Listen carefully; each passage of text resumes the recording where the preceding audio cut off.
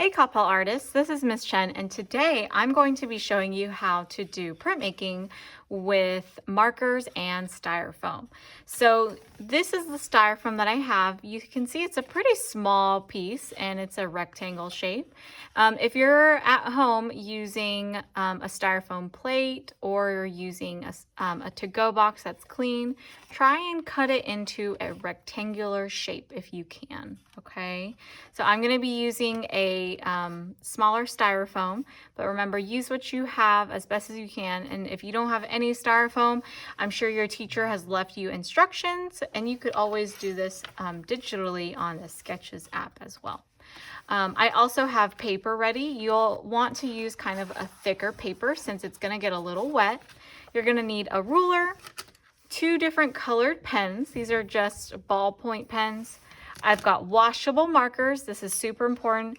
Make sure it is a washable marker. You'll see mine even says washable right here. These are just your regular markers that most of us have at home. Permanent markers like Sharpies will not work. And you'll need a clean, damp sponge. So it shouldn't be dripping wet. It should be kind of damp though, ready to use. All right, so I'm gonna put my paper aside because we don't need it just yet.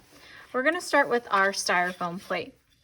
So I'm going to start off with 1 color pen, and basically you'll want to add some lines and patterns and shapes to your styrofoam. I'm using a ruler just to help me draw some straight lines, but this is completely optional. You can just draw freehand.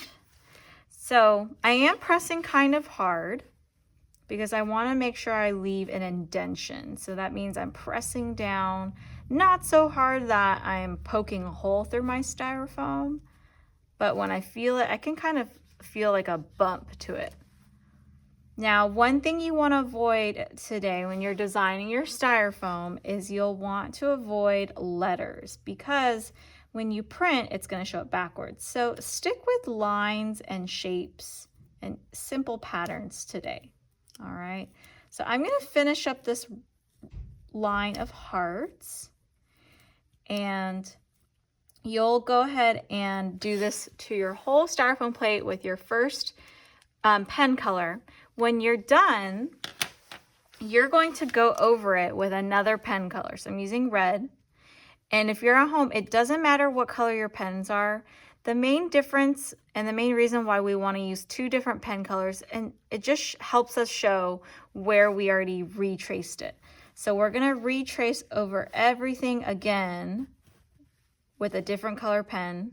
So you can kind of see this is a darker color, whereas right here it's not because I haven't gone over it. So the different color pen just helps me see where I've already retraced it. And we want to make sure we go over it again using some pressure.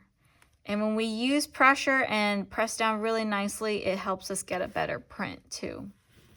All right, so this would take some time to finish. I actually have one already finished right over here. You can see I've gone over it twice with both my red and blue pen. All right, so we're just creating one design on one styrofoam piece. Here comes my favorite part, which is the printing. So we're going to be pulling some prints, and the reason why we're using the word pulling is because you're literally going to be pulling your print off of the paper. So I'm going to go ahead and move my paper in front of me. And what we're going to be doing is we're going to be printing 4 times, and it does take a little bit of practice. But before we print, I just remembered I'm not ready for my paper yet. I need to use my markers. I'm going to use these washable markers, and I'm just going to kind of quickly run my markers over the styrofoam. And if you know Miss Chen, you might know that I'm a big rainbow fan. So I'm just going to go in rainbow order, but use the colors you would like. You could use warm colors, cool colors. Think of a good color combination. So after I color, then we'll pull our paper back in front. I got too excited. All right, there's my purple. Okay, so I've ran my washable marker over it. Now let's bring the paper in front. So what you're doing is you're just taking the sponge and you're kind of dampening the paper. Your paper should look shiny, but it shouldn't be sopping wet. It shouldn't be soggy, okay? So just run your damp sponge over it. And friends at home, don't worry if your first print doesn't turn out well. Sometimes printing and printmaking takes practice. So with my wet side, I'm gonna take my styrofoam and go ahead and press down on the area that's wet. And I like to just give it a good rub, pressing very gently. And then this is the part where we're gonna pull and reveal our design. Ooh, that was actually a really successful first print. So what you're gonna do is you're going to recolor your styrofoam. If you don't like this leftover color, you can just wipe it off. I'm just using a Kleenex. You can see it comes off really easy. So for example, I could switch and do purple now. I could add red. Let's do some yellow.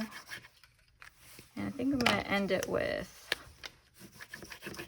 orange. Okay. So I'm gonna wet my paper again. That's the area I'm gonna be printing. Give it a good rub.